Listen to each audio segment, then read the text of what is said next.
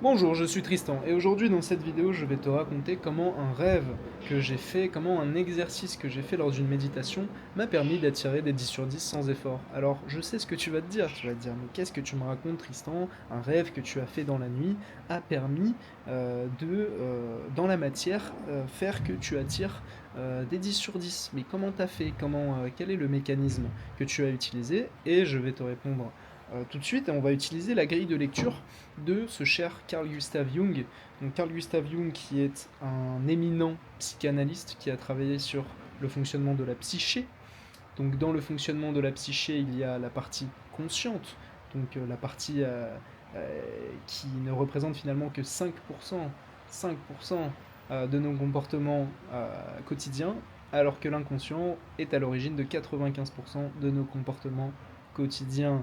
Donc il a théorisé l'inconscient, il a théorisé comment ça fonctionne, il a théorisé, donc là je vais te mettre le petit schéma si je me chauffe à faire un montage, sinon tu l'auras sur la miniature, mais sinon tu tapes Carl Jung psyché et tu vas tomber dessus. Donc au centre de cette grille de lecture, nous avons le soi, donc qui nous sommes vraiment et qui englobe toutes les parties de la psyché, donc toutes les parties conscientes et inconscientes. Le soi, c'est qui on est vraiment au fond, euh, outre les masques qu'on porte en société, donc la persona, outre l'ego, donc l'ego qui fait qu'on arrive à fonctionner en société et qui arrive à se projeter dans le passé et dans le futur, et qui est un peu toute la somme de nos conditionnements sociaux, de nos croyances, de nos conditionnements familiaux. Et aussi donc la partie inconsciente qui est constituée de l'ombre, de l'anima et de l'animus. Et dans cette vidéo, je vais t'expliquer très concrètement bah, comment le rêve que j'ai fait a permis d'intégrer une partie de moi que je refoulais depuis très longtemps. Et c'est ce qui fait que, en fait, finalement, ce qu'on veut, si tu es un entrepreneur et si tu regardes cette vidéo et si tu veux attirer des partenaires de rêve dans ta vie, tu as tout intérêt à faire le travail d'intégration de l'ombre, donc d'intégrer les parties inconscientes de ta personnalité pour te permettre de vivre une vie alignée, de vivre une vie où finalement tu peux être toi-même, tu peux lâcher les masques et tu peux vivre sereinement ta vie sans te soucier des attentes, de ce que ton ego veut bien te faire croire que tu dois être, que tu dois faire, etc. Donc j'ai fait un exercice d'intégration de l'ombre. Comment ça a démarré toute cette histoire? Et là, je vais te faire un petit storytelling, donc on va repartir quelques années en arrière. Donc c'était en 2019, j'étais en colocation avec mon ami Quentin. Si il regarde certainement cette vidéo d'ailleurs, 50, je te fais des bisous si tu regardes cette vidéo, c'est que de l'amour. Donc j'étais en coloc avec mon ami Quentin, c'était en 2019, donc j'étais encore un étudiant en master finance et j'ai fait un rêve qui m'a traumatisé, mec. Mais quand je te dis qu'il m'a traumatisé, c'est que pendant une semaine, je vais t'expliquer. Je vais t'expliquer le rêve et puis après je vais t'expliquer les conséquences de ce rêve.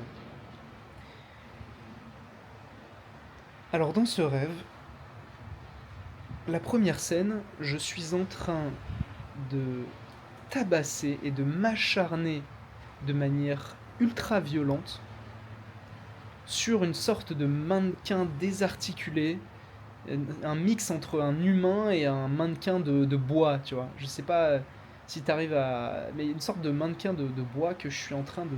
Je le démolis, quoi. Je le démolis, je crache dessus, je crache toute ma haine sur ce mannequin. Et donc ça, c'est la première partie du rêve. Donc c'est assez flou et c'est assez bordélique, quoi. C'est vraiment de la haine pure. Et donc je me réveille dans une maison. Donc je me réveille dans une maison, c'est-à-dire c'est pas une maison dans la réalité, c'est une autre couche du rêve. Donc ça c'était la première couche du rêve, et je me réveille dans une couche un peu plus consciente. Et là je suis dans une maison, une sorte d'énorme manoir, et je vois que tout est sans dessus dessous. Mais quand je te dis c'est le bordel, il y a du sang sur les murs, il y a des draps qui sont déchirés, il y a des vases qui sont cassés par terre, et je suis à l'étage. Je suis à l'étage et je vois qu'il y a un escalier qui descend. Donc j'observe déjà, je suis un peu choqué, je me dis waouh, qu'est-ce qui se passe ici en fait? Donc je descends les escaliers. Mec, je descends les escaliers, il fait déjà un peu plus sombre. Je tourne la tête à gauche et dans l'entrée, sur une petite malle, tu sais, juste à côté du meuble à chaussures. Je vois une petite fille qui est assise avec un visage. Mec, j'ai. Même dans les films d'horreur, tu vois pas ça. Le visage défiguré, la tête ensanglantée, il lui reste plus qu'un œil qui pend. Je, je saurais même pas comment te. Je savais même pas que c'était possible d'être aussi dégommé de la gueule que ça, tu vois. Bref, cette petite fille, elle est ensanglantée. Et là, je commence à avoir vraiment une montée de culpabilité immense en moi quand je la vois. Et vraiment, j'ai les larmes, j'ai les émotions qui montent et je me dis waouh. Je m'approche, j'essaye de lui parler et je lui dis est-ce que c'est moi qui t'ai fait ça? Mais vraiment, avec les émotions, je me sentais tellement mal. Et là, la petite fille, elle me répond pas. Elle me répond pas, elle reste immobile, assise sur. Elle est assise sur la malle, quoi, finalement. Et donc, c'est une scène très traumatisante. Et la scène d'après, je suis en dehors de la maison. Donc, je suis dans les hautes herbes, on est en pleine campagne. Le temps est très gris, il fait très très sombre. Et je suis à quoi? À 10-15 mètres de la maison, je la regarde comme ça. Et d'un coup, il y a ma mère qui m'attrape le bras comme ça, qui met sa tête, ça va être très étrange, hein, mais elle met sa tête très près, me dit il faut qu'on parte, il faut qu'on parte, comme ça. Et le rêve se termine là-dessus.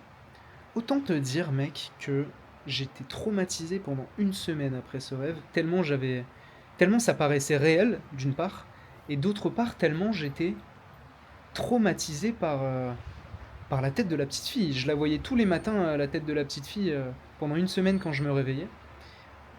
Et donc voilà, ça c'était en 2019. C'était il y a 6 ans. Il y a 6 ans quand même.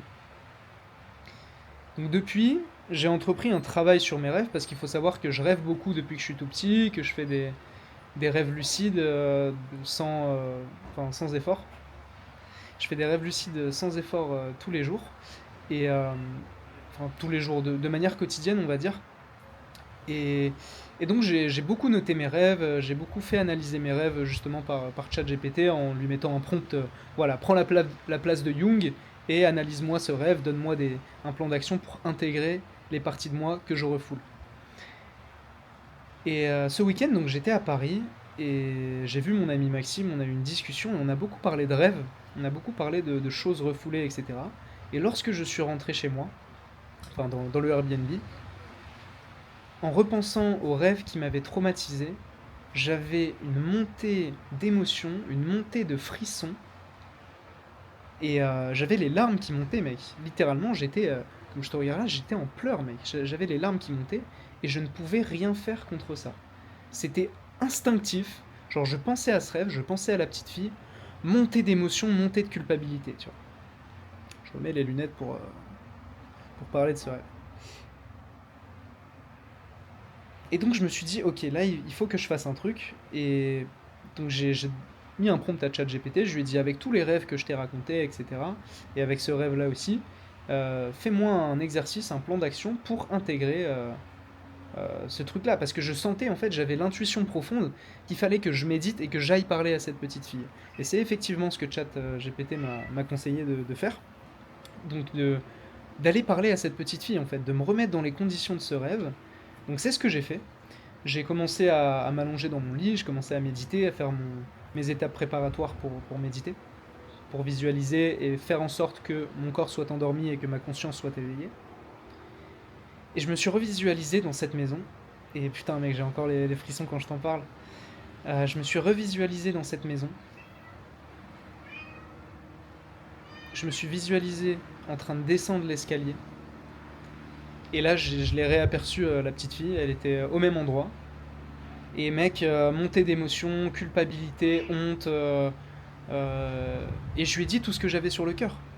Je lui ai dit tout ce que j'avais sur le cœur. J'ai dit, écoute, j'ai cru que c'était. J'avais l'impression que c'est moi qui t'ai fait du mal, que c'est à cause de moi que t'es comme ça. Et que je me sens tellement coupable de t'avoir fait ça, etc. Et là, tu sais, la petite fille, elle est là comme ça, avec son visage complètement défoncé, elle me regarde. Et elle a pas l'air de comprendre ce que je dis, en fait. Elle est ok, pourquoi tu dis ça? Enfin, je sens qu'il y a une incompréhension entre nous, tu vois. Donc vraiment, je fais l'exercice et c'est de l'imagination active. C'est-à-dire que j'observe ce qui se passe et en même temps, mais je suis pas dans le mental en train de checker plusieurs scénarios. C'est les choses arrivent à moi dans l'imagination active. Et c'est grâce à la méditation que j'arrive à faire ça. Bref, je suis face à cette fille et elle est dans l'incompréhension. Et je lui dis, mais tout ça, tout ce qui t'arrive, elle comprend pas en fait. Elle comprend pas de quoi je parle. Pour elle, c'est normal qu'elle soit comme ça. Elle me le dit pas, mais c'est l'impression qu'elle me donne. Et ensuite, donc je lui demande, je lui dis, mais de- tu es quelle partie de moi? Pourquoi tu es assise sur cette malle? Et la petite fille, en gros, elle me dit, bah, je t'attends. Et je suis toi, en fait. Elle me dit ça avec tellement de... Une telle innocence et une telle naïveté dans la voix, et que c'est tellement normal pour elle, que ouais, je suis là, je t'attends.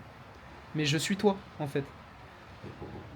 Moi, ça me déstabilise un peu, donc je me dis, bon, bah, ok, bah, elle me fait pas de reproches, apparemment, c'est pas moi qui lui ai fait ça, et tout. Donc, c'est étrange. Et donc, c'est quoi la scène d'après? Je lui propose d'aller faire une balade. Je lui propose de sortir de la maison. Donc, je lui prends la main. Et puis, on commence à faire une balade. Et là, en sortant de la maison, qu'est-ce que je vois? Ma mère en train d'être dans une rage complètement folle. Donc, bien sûr, c'est pas ma mère, hein, c'est la figure maternelle que je projette et qui apparaît dans mon rêve sous l'apparence de ma mère, mais c'est pas ma mère en soi. Voilà, je pense que tu as compris. Et je vois ma mère vraiment dans une rage complètement folle. Elle est complètement surexcitée et elle commence à me faire des reproches et à me dire non, mais tu dois pas lui parler, etc. Tu dois pas lui parler à cette fille, c'est une menteuse, et elle est dans une rage folle. Et donc moi je lui dis, mais enfin, j'essaye d'avoir un discours apaisé avec elle. J'essaye d'avoir un discours où je lui dis, mais est-ce qu'on peut avoir une conversation tranquille? Pourquoi t'es énervé? Pourquoi t'es folle de rage comme ça? Et en fait là je sens qu'il n'y a rien qui change. C'est-à-dire qu'elle est toujours dans une rage folle, elle est en train d'insulter la petite fille. D'ailleurs je lui ai demandé son nom, au début ça je l'ai pas dit, je lui ai dit comment tu t'appelles? Et elle m'a dit Sophie. Euh, Ça peut paraître tellement fou quand je raconte ça out of nowhere, mais c'est ce que j'ai imaginé en faisant cette imagination active. Et donc là, d'un côté, j'ai Sophie, je tiens Sophie par la main, et de l'autre, il y a la figure allégorique de ma mère qui est complètement folle et que j'arrive pas à calmer. Et d'un coup, ce qui se passe, c'est que je ressens une montée de colère en moi. Je ressens une montée d'énergie si puissante, mec, j'ai jamais ressenti ça de toute ma vie. Dans la méditation, je me suis senti comme enveloppé d'une énorme énergie. Ça m'a pris dans tout mon corps, hein. Ça m'a pris dans toutes les parties de mon corps. Et j'ai commencé à gueuler et à dire c'est pas toi qui fais la loi ici. C'est pas toi qui décide. Et d'un coup, tu vois, j'ai grossi dans l'imagination active. Et en fait, du coup, je voyais ma mère et donc la rage de ma mère qui devenait toute petite en fait. Et moi, j'étais en train d'intégrer cette colère et de dire ce que j'avais sur le cœur en mode c'est pas toi qui fais la loi ici et, c'est pas toi qui décide. Et mec, dans cette méditation, encore une fois, j'ai jamais ressenti ça de toute ma vie, mec. Toute cette montée d'énergie, j'étais complètement transporté, je sentais plus mon corps. Et ce qui s'est passé juste après, donc je suis revenu un petit peu à mes esprits, donc j'avais cette montée d'énergie, j'ai senti comme une montée de colère en moi qui m'a envahi. Et ensuite, toute cette énergie, bah, je ressentais plus que de l'amour en fait. C'était full amour. J'étais comme dans une sorte de plénitude, de béatitude complète. Et j'ai senti la petite Sophie m'enlacer les jambes, quoi, se mettre comme ça autour de moi. Et juste après cette scène, ce qui s'est passé, c'est que bah, je tenais toujours Sophie par la main et on est allé vers la gauche, du coup, pas du côté où ma mère est arrivée, mais à gauche faire une balade dans la forêt et la visualisation, elle s'est arrêtée là. Quelle est l'interprétation de ce rêve? L'interprétation de ce rêve, elle est, elle réside dans tout ce que j'ai toujours refoulé dans ma vie, tout ce que j'ai toujours évité et toutes les situations dans lesquelles je ne me suis pas exprimé. C'est-à-dire,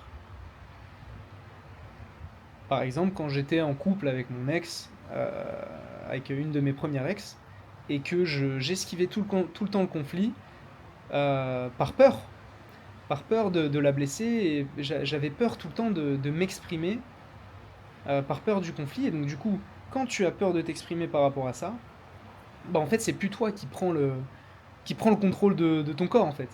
C'est comme si en fait j'ai eu beaucoup de situations comme ça où je me suis retrouvé à avoir envie de m'exprimer, à avoir envie de dire ce que je ressentais, et à me sentir complètement bloqué, comme si c'était un autre Tristan qui prenait ma place, comme si c'était le Tristan, le petit Tristan qui est là, qui doit pas faire de vagues, qui doit pas s'exprimer parce que sinon il y a conséquences et on va pas l'écouter. Tu vois.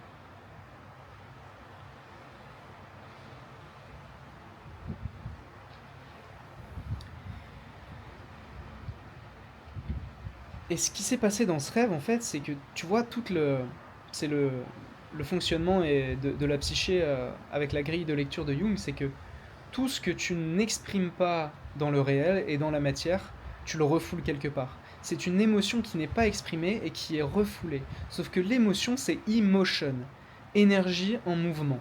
Et cette énergie, si elle est refoulée, elle est stockée à l'intérieur de toi, et elle est stockée si profondément que elle te contrôle en fait. C'est-à-dire que lorsque tu vas te retrouver dans des situations où tu as envie de t'exprimer et que tu t'exprimes pas, bah cette situation elle va arriver en boucle parce que tu n'as pas libéré cette émotion et tu n'as pas fait ce travail d'intégrer d'intégrer l'ombre à ta personnalité. Et l'ombre en fait, pour t'expliquer un peu ce que dit Jung, c'est que c'est la somme de tous nos refoulements. Donc c'est la polarité opposée de ce qu'on est au quotidien. Donc si t'es un mec un peu comme moi, qui est très calme, qui est très serein, euh, qui ne fait pas de vagues, qui a cette peur du conflit un peu sous-jacente, qui se dit au quotidien non mais ça sert à rien que je dise ça, ou ça sert à rien de m'exprimer puisque ça va rien changer. Et ben dans ton ombre et dans tes rêves, et moi c'est ce qui m'est arrivé, dans tes rêves tu vas développer une certaine colère. Donc tu vas développer la polarité opposée à ce que tu développes dans le conscient. Donc c'est dans ton ombre, tu refoules tout ça. Et en fait, cet exercice, ça m'a permis de réintégrer l'ombre, donc de réintégrer cette polarité finalement, pour retrouver un équilibre dans ma personnalité. Et je le sens depuis quelques jours là, que après peut-être que c'est une perception qui est biaisée parce que ça fait que quelques jours, mais je le sens qu'il y a quelque chose qui a bougé en moi. Tu vois. Parce que j'ai comme relâché cette émotion et je l'ai laissé être, je l'ai laissé agir. Donc pour t'expliquer un petit peu plus ce que veulent dire les personnages de ce rêve, parce que c'est intéressant aussi, Sophie, c'est la part de moi, donc c'est la part de moi qui est l'enfant intérieur, l'enfant qui habite en moi, la partie émotive de cet enfant, qui depuis qu'il est tout petit, dû au conditionnement familial et à la relation que j'ai avec mon père et que j'ai eue avec mon père et ma mère, qui n'a pas pu s'exprimer complètement, qui n'a pas pu se lâcher et qui a été réprimé par une autre partie de moi, que j'ai refoulée aussi, qui regroupe toutes les injonctions de la société, les injonctions de ce que je me suis fait croire ou de ce que mon enfant intérieur a intégré quand j'étais plus petit, sur le fait que bah voilà, il faut que tu sois fiable, il faut que tu sois que tu fasses pas de vagues, il faut pas que tu fasses de conflits parce que sinon ta parole elle a pas de valeur. Tous ces trucs là, ça a été représenté par la ma mère dans le rêve. Mais encore une fois, c'est une projection. Donc c'est une allégorie, c'est une métaphore. C'est pas ma mère en elle-même. Parce elle est pas comme ça, ma mère. C'est absolument pas quelqu'un qui se met dans des états comme ça. Donc c'est une projection. Donc ce qui s'est passé, c'est que j'ai intégré les deux parts de ma personnalité. Et en fait, Sophie, ce qui s'est passé aussi à la fin, et que j'ai pas dit, c'est que j'ai eu l'impression que Sophie, elle retrouvait un visage enfantin joyeux et souriant. Tu vois. qu'elle retrouvait cet aspect de petite fille qui est normal et qui est pas blessée, bien que elle, tu vois, elle avait pas conscience d'être blessée et que c'était un personnage comme si elle avait une enveloppe sur elle et que c'était pas la résultante de quelque chose qui lui était arrivé à elle. Non, non, c'est juste une projection de mon ombre et d'une partie de moi-même. Voilà. Pour conclure cette vidéo où je me suis beaucoup livré, mec, là je t'ai parlé avec le cœur, bien que j'avais ces lunettes sur le nez. Ce qui va faire que tu vas attirer des partenaires de rêve, ce qui va faire que tu vas t'incarner pleinement et être celui que tu es sans les masques, sans les choses que tu refoules et sans combler un vide dans, dans les actions que tu entreprends, c'est d'intégrer toutes les parties de ta personnalité pour atteindre qui tu es vraiment et la vérité et être vraiment, véritablement toi-même. Encore une fois, au-delà des masques, au-delà de, de ce que tu te fais croire que tu dois être et de tout ça. Et c'est reconnaître en fait que tu as des failles, qu'il y a certaines parties de toi-même qui sont blessées, il y a certaines parties de toi-même qui, si tu vis des schémas récurrents dans ta vie, où tu te dis putain, encore une fois ça se passe comme ça, encore une fois j'avais envie de dire un truc et j'ai pas exprimé ce que je ressentais, c'est que tu dois faire un travail d'intégration. Et les rêves, c'est un outil, hein. C'est des messages de l'inconscient justement pour que tu l'intègres. En tout cas, moi je le vois comme ça, c'est une grille de lecture qui me parle. Peut-être que toi ça te parle pas. Et il y a d'autres moyens et d'autres outils pour te permettre d'intégrer cette partie de ta personnalité et d'intégrer ton ombre.